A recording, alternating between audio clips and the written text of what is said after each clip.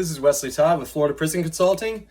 I'm going to answer a question now. How do white-collar inmates get treated within the prison system? And now it's the same for state and federal.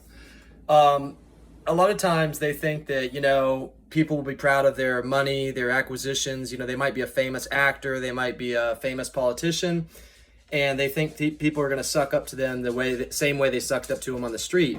But actually, they're wrong.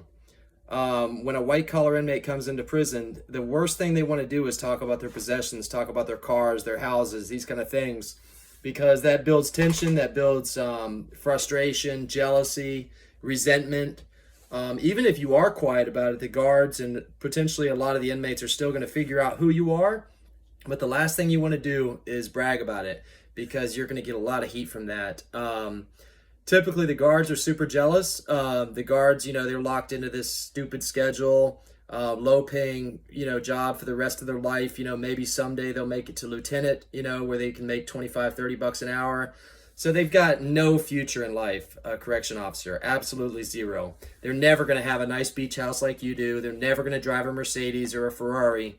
So, they're automatically very resentful of people that have these kind of things. So the first thing that the guards like to see happen is they like to put, rich celebrities on brooms and things like that, like give them the most menial task of all, make them clean the bathroom, just horrid treatment. So yes, they do get treated far worse by the staff as well as the inmates. And pretty much overall, there's so many people in prison that are bragging about their possessions, bragging about their cars, their houses, their boats.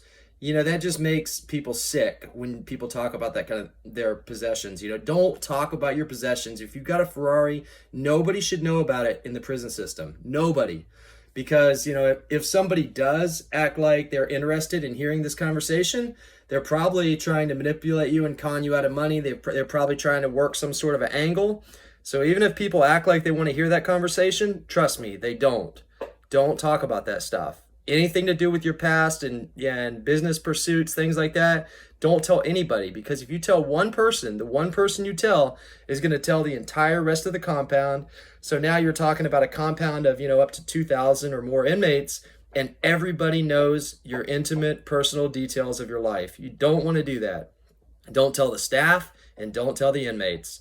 Keep things really simple. I know you're dying to talk about things and, get things off your chest, but just don't talk about this stuff, because these people don't have it like you do, and they never will have it like you do.